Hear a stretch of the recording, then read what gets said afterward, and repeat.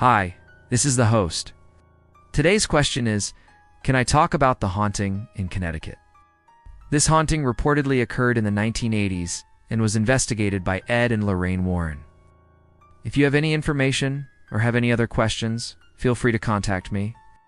In 1988, a family moved into a large home at 1677 West Main Street in Plainville, Connecticut. That's in Hartford County.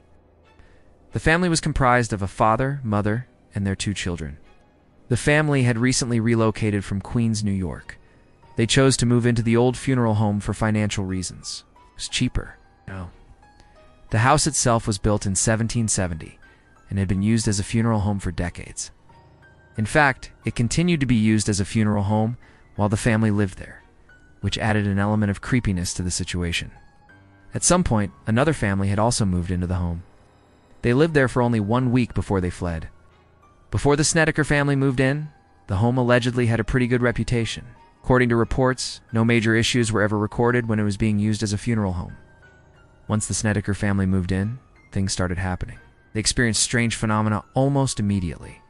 On one occasion, the father woke up in the middle of the night and went to get a glass of water. As he walked down the hallway, he saw the apparition of an emaciated old man. The old man was dragging himself closer to the father. Father froze and stared at the ghost. He described it as being translucent. Then the ghost seemed to evaporate. The father never told his wife or kids about the ghost. He didn't want them to think he was crazy. After that, there were numerous sightings of ghosts in the home.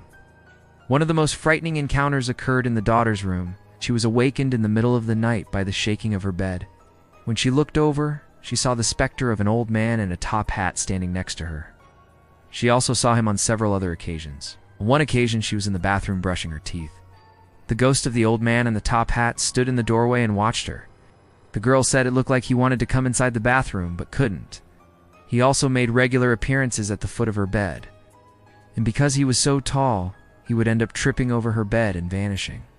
At one point, the girl drew a picture of the ghost for her mother.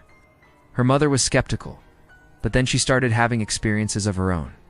She heard footsteps in the hallway, smelled cigar smoke, and was even touched by an invisible force.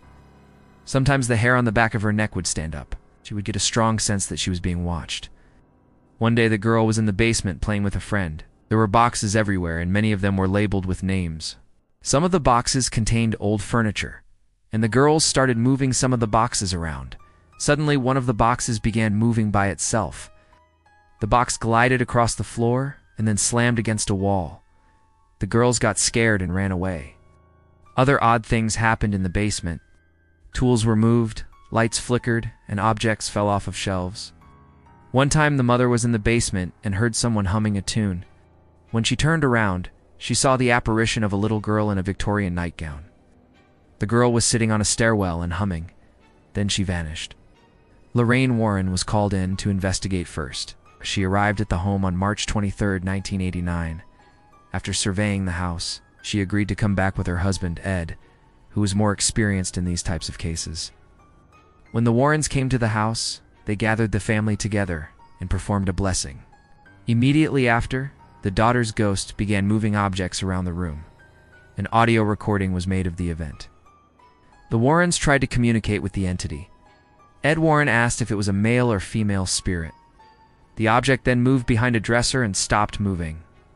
This caused the Warrens to believe the ghost was trying to hide.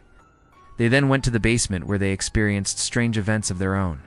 They felt cold spots, and the camera equipment malfunctioned. They heard disembodied voices saying, "Get out." While they were investigating, the father accidentally knocked over a box. Inside the box was a children's shoe. The Warrens believed the shoe might belong to one of the children buried on the property. Before leaving, the Warrens removed a few objects from the house. They took the children's shoe and some dirt from the yard. They planned on performing a ritual with the items later. The family decided to remain in the home, though the father did not want to. Apparently, they just couldn't afford to move. It should be noted that the daughter stopped seeing the ghost of the old man after the Warrens visited, but other ghosts started showing themselves more often. The family ended up staying in the home for 1 year. They experienced terrifying activity the entire time. Sometimes the lights would go out. Sometimes they would hear shaking and footsteps. Sometimes they would hear screams in the middle of the night. One time the mother was making dinner, and the stove turned itself on. Another time, the kids were watching television, and the channel changed by itself, and then the TV turned itself off.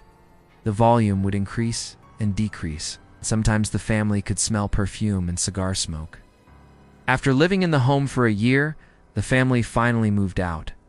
Ed and Lorraine Warren planned on holding a ritual for the spirits in their home, but they never got around to it. The ritual involved putting the shoe in a glass case and displaying it in their home. The dirt from the property was placed in a metal container and encased in cement. The idea was to allow the spirits to rest. Should mention that the family that moved into the house after the Snedeker family also experienced strange activity. A psychic reportedly told them that there were multiple entities in the home, both male and female. The new family called the police several times, but nothing was ever done about the ghosts. In 2010, the house was put up for sale for $1.3 million. It stayed on the market for several years. It was eventually sold, but the sale price wasn't revealed. The new owner promised to renovate the home, but there are conflicting reports on whether or not they plan on restoring it or tearing it down. I contacted the current owner, but he did not return my messages. It's believed the home was haunted by the spirits of those who died in the building. While it was a funeral home, reports say more than 20 people died inside. It's also possible that Native Americans were buried on the property. This might explain some of the paranormal activity. The legend says that during the construction of the home, the builder discovered human bones on the property. He stopped construction and sent a letter to the governor, explaining what he found. The governor told him to keep the bones and use them in the construction of the foundation. Some believe that the house is actually haunted by the ghost of the builder.